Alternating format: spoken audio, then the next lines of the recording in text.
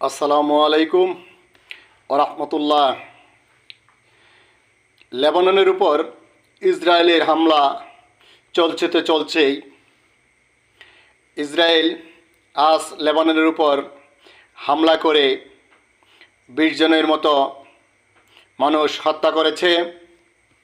আর এদিকে লেবাননের হিজবুল্লাহ ইসরায়েলের ওপর হামলা করেছে ড্রোন দিয়ে, কিন্তু ক্ষয়ক্ষতির তথ্য জানা যায়নি।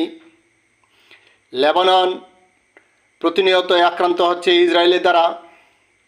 এদিকে লেবাননের ইসরায়েলের যুদ্ধবিরতির আলোচনা চলছে।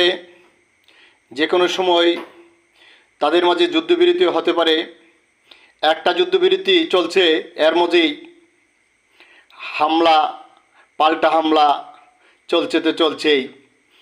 কী যে যুদ্ধবিরতি হয় তাদের মাঝে, এই ইসরায়েল যতই যুদ্ধবিরতি করুক, যতই চাল দেখ, তাদের এই শয়তানি কখনো থামে না, আর থামবেও না। ইতিহাস বলে বা ধর্মীয় রীতিতে যাই বলেন, এই ইসরায়েলের শয়তানি অচিরেই থামবে না।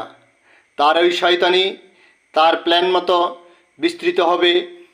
সেই প্ল্যান যেই পর্যন্ত শেষ না হবে, এটা চলমানই থাকবে। ইউক্রেন রাশিয়া যুদ্ধ চলমান যেরকম, লেবানন ইসরায়েলও যুদ্ধ চলবে। কারণ এই ইসরায়েল যুদ্ধ তারা থাকতে পারবে না, কারণ তারা যুদ্ধবাদী রাখবে প্রতিবেশী রাষ্ট্রগুলির সাথে। তারা তাদের মিশন, তাদের রাষ্ট্রকে বড় করবে, বিভিন্ন রাষ্ট্র দখল করে। এটা ইসরায়েলের মিশন, আর এই মিশনেই তারা চলবে। আর এই জন্য তাদের পারমাণবিক অস্ত্র থাকবে, নিষিদ্ধ অস্ত্র থাকবে, আর সেই অস্ত্র অন্য কোনো দেশ গ্রহণ করতে পারবে না, পারলেই দোষ। তাই আমরা আশা করব অচিরেই ইসরায়েল লেবাননের যুদ্ধবিরতি হবে, মানুষের মাঝে শান্তি ফিরে আসবে। আপনারা কি বলেন? এই যুদ্ধবিরতি হওয়া কি জরুরি?